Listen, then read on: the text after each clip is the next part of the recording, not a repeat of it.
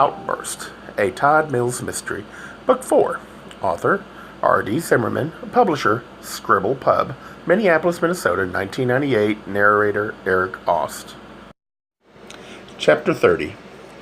Shortly before noon, Rollins headed through the broad, dark tunnel that swooped beneath 5th Street from City Hall to Government Center, clutching a file that was sure to grow thicker by the day. He focused ahead on the dramatic wall of water that tumbled from an overhead plaza into the middle of this subterranean passage. Okay, he was exhausted and out of sync. Either it was because he didn't get enough rest. It was well after 1 in the morning by the time he got home.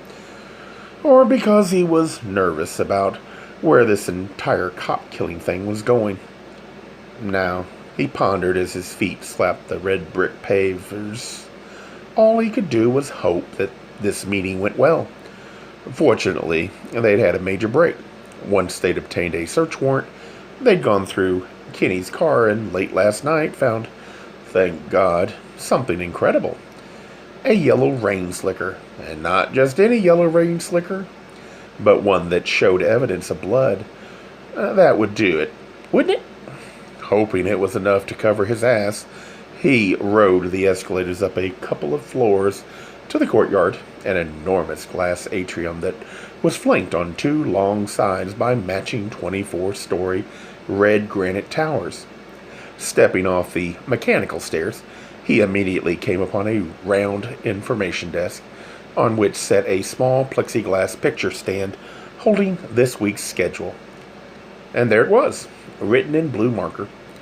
Civil and Criminal Signing Judge Brown, 1850. Shit, muttered Rollins, rubbing his brow. Judge Brown was known as a stickler for detail. A judge who was reticent to tie up the courts with a case that was not sure to be successfully prosecuted. Just a couple of months ago, Rollins had heard that she'd been dissatisfied with the evidence presented her and had refused to sign a formal complaint, thereby halting a case in its tracks by not allowing it to be arraigned. So, were they going to be able to pull this one off? Would the prosecuting attorney be able to draft a formal complaint that would fly past Judge Brown's scrutiny? Time would soon tell, he thought, skirting a long, placid fountain.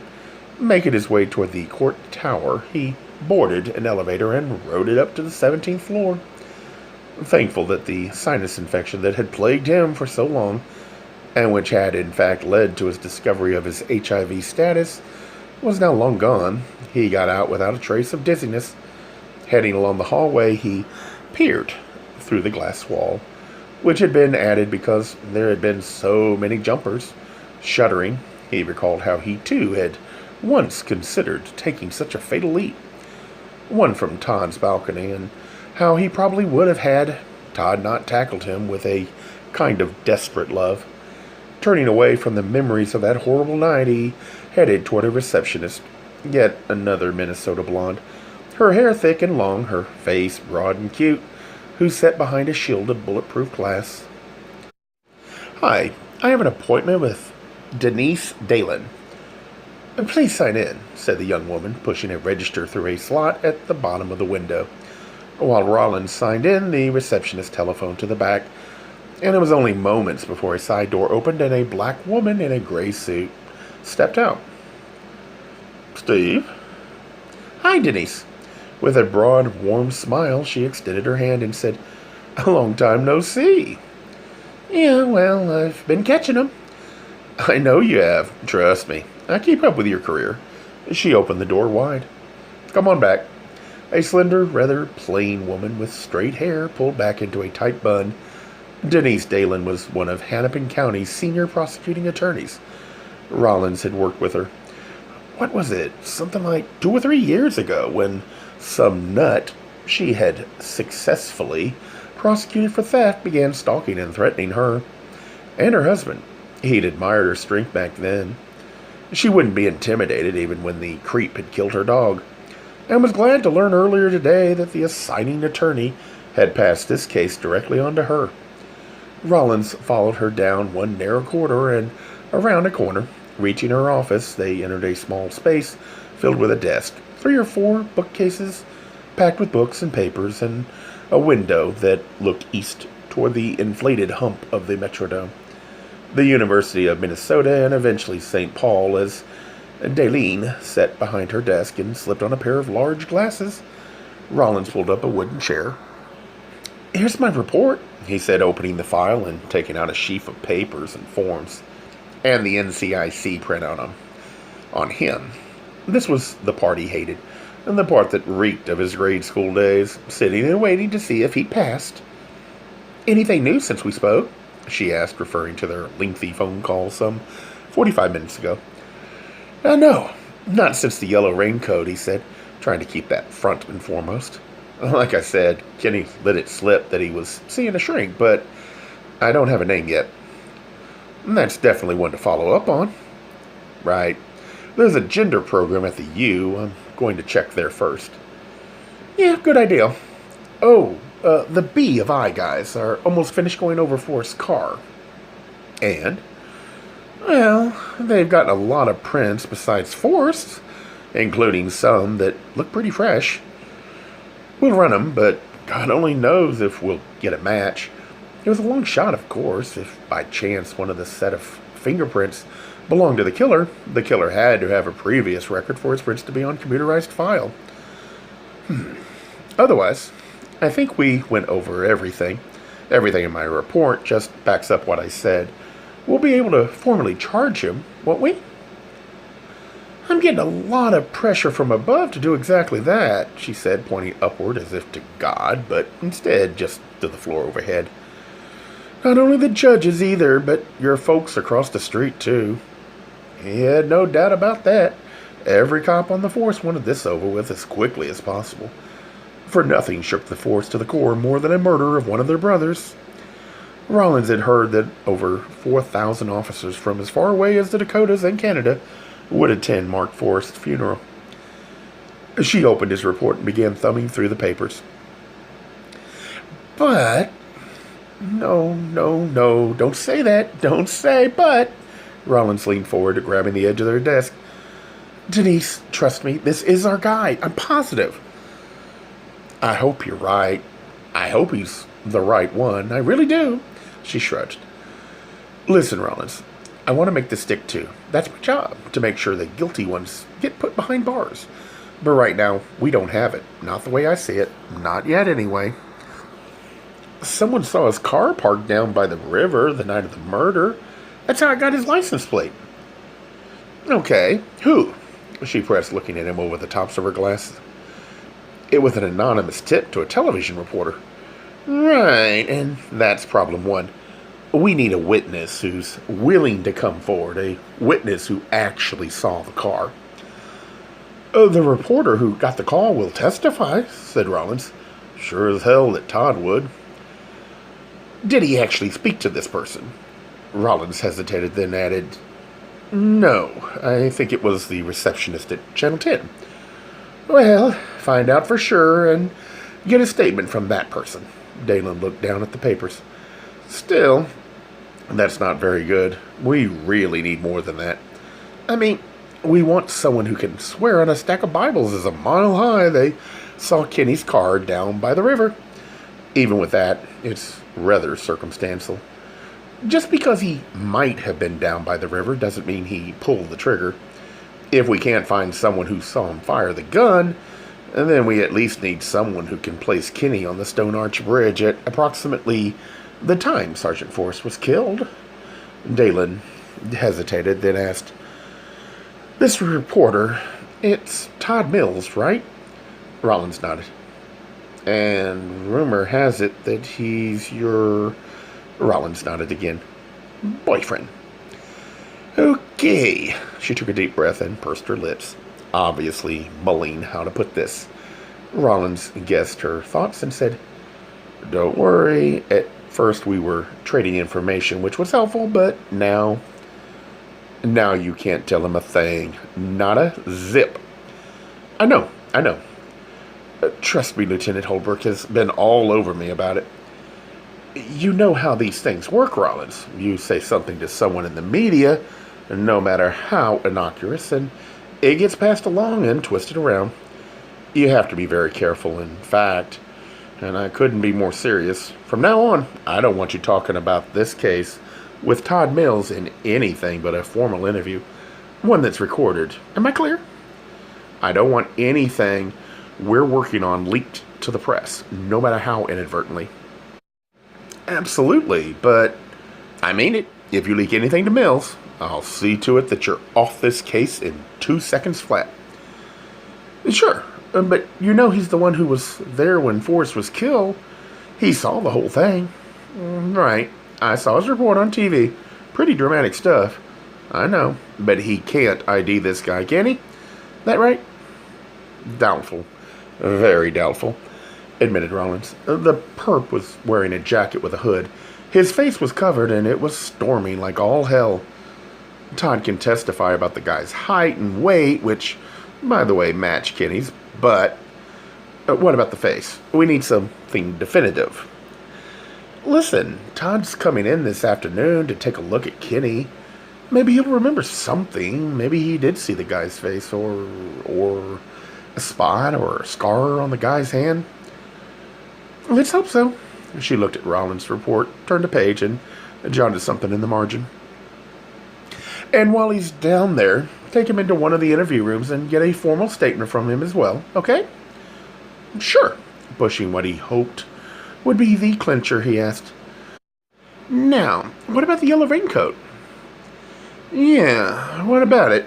You sure you didn't touch it before you got a search warrant? Positive. Rollins sat back, rubbed his eyes, shook his head. Lawyers, they were such a pain. He knew that Dalen was being careful, that she had to be, but Jesus Christ, they were always panicky, always bringing up the absurd. What kind of fools did they take cups for? Rollins, his calculated speech belying his frustration, said, It went like this. Kenny was standing by the back of his car when I went up to him. The trunk was closed. Kenny then took off, and we apprehended and arrested him. While I took Kenny downtown, another police officer got a search warrant. In the meantime, I had 2 cop cars sitting on the house and the Olds. After I interviewed Kenny, we went back with the warrant. And, okay, I get the picture, said Dalen, raising her hand for Rollins to stop. I just don't want this slicker tossed out on a technicality. After all, it's probably going to be our best piece of evidence. Trust me, there won't be a problem. Rollins thought for a second, recalling the scene and just who had been there. Mills and his crew were filming when I first went up to the car. If need be, we can subpoena his tape. Excellent. She read something once, twice. There's just something I don't like about this. What? You say that the trunk didn't have a lock on it, that it was held shut by wire. He knew this would be a problem, and he reluctantly admitted. A twisted coat hanger, actually. Which means anyone had access to it. I suppose, but my job is to prove him guilty beyond a doubt, and trust me, the defense will be all over this one. They'll lunge at any angle that looks weak, and Denise, we sprayed luminol on the raincoat, and I know, blood came up. Not a tiny bit either, but a lot. A big splotch of it, fluoresced as a matter of fact. So maybe he cut himself last week on his umbrella? The lab says that because it came up so strongly, it looks like the blood had recently been washed from the front of the coat. But that's just a guess. I'll bet an educated one. Jesus Christ, said Rollins, leaning onto the desk. We got a sample of blood from just inside the right sleeve. Rollins, trust me, said Dalen, looking up at him again. We're on the same side, but it's going to be a hell of a battle, an uphill battle. I just want to make sure that raincoat looks as damning as hell in court. Rollins sat back in his chair, stared past Denise and out the window, but rather than seeing a few white clouds set across a rich blue sky, he saw to his dismay precisely where this thing was going. Fuck. If she didn't care for what they'd already discussed, and then she really wasn't going to like this. Try not to sound defeated, at least not yet, he admitted. The coat's down in the serology lab, and they've got this all on a rush. If the blood matches Forrest, we've got it, don't we? If we get a DNA match, sure. That would certainly be enough to formally charge Kinney. Everyone's so worked up about this that they would certainly be enough to put him on trial and probably convict him too. There's only one problem, muttered Rollins, clenching his fist, for this was the part she wasn't going to like. I just spoke with serology before coming over here, and the blood sample's not big enough. What? She snapped. I thought we were one of the few places that had one of these labs for DNA testing and everything. What have they been bragging about anyway? I mean, that joint cost millions. I know, but their equipment is powerful enough for the size of the sample we got, he added. They're going to have to send it out. And how long's that going to take? 10 days? Ah, shit, moaned Dalen.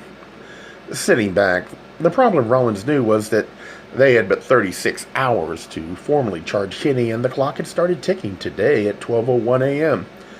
Even a 24-hour extension, which they would certainly be able to get, would be next to nothing. We're going to have to let him go, aren't we? Said Rollins, staring down at the floor and shaking his head.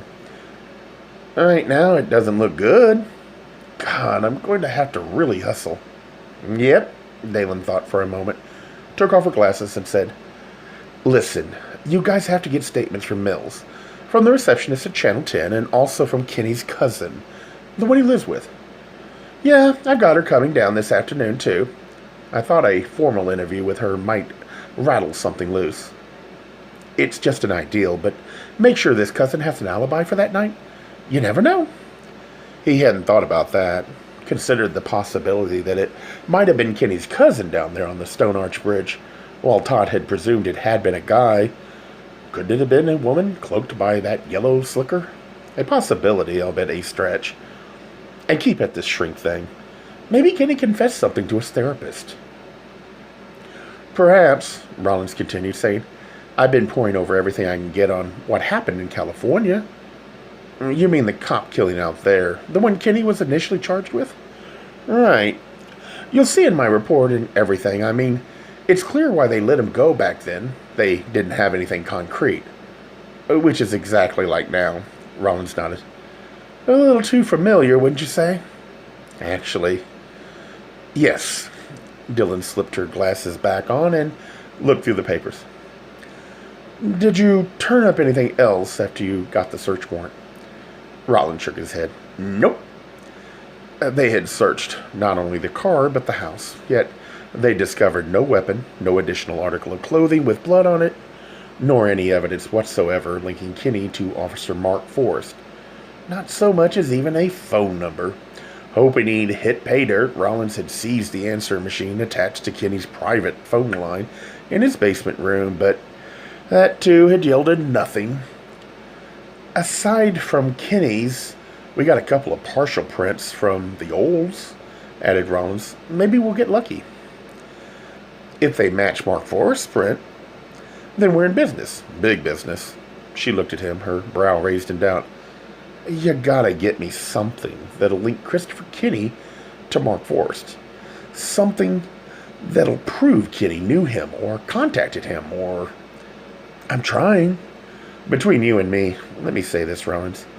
I'm willing to stick my neck out on this one because this is about a cop killing, and this Kinney guy has already been arrested once for something like this.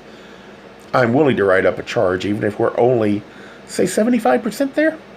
But frankly, we're only 60% there right now. You gotta get me something more, or, she said, glancing at her watch, we're going to have to let Kinney go at noon tomorrow. Pushing himself to his feet, Rollins knew they needed a break, or lead, something to spin them off in a new direction, and they needed it soon. I don't know what, began Rollins, but I'm going to come up with it. You can trust me on that one. In fact, you can plan on writing this all up tomorrow morning. That way I'll still have time to get it to the signing judge. As the Hennepin County prosecuting attorney handling this case, Denise Dalen had to first write up the complaint against Christopher Lewis Kinney. Then Rollins had to take the documents to the signing judge on duty, Judge Brown, who would review the documents, ask a few questions, and if she thought the evidence sufficient, sign the complaint, and formalize the charges. Only then would Kenny be officially arraigned, whereupon the judge would surely find probable cause and set bail. Given that a cop was killed, though, Rollins doubted any judge would set bail, or if she or he did, it would certainly be astronomically high. Good. Closing the report on her desk, Dalen looked up at Rollins and said, I spoke with the signing judge just before you came in, and he's very, very interested in this case. Rollins stopped and stared at her. He? I thought Judge Sharon Brown was on duty this week? Well, she was until this morning. I don't know what's going on up there, but as of about 10 this morning, the rotation schedule changed and Judge Stuart Harkins took over. No shit? Yeah, and right now they don't get any bigger than him. Trust me, he's quite hot to trot on this thing, which, by the by, is why I'm willing to press charges even if we're a bit short of evidence. Good, very good. In fact, aside from the raincoat, that's the best news I've heard all morning, said Rollins, heading for the door.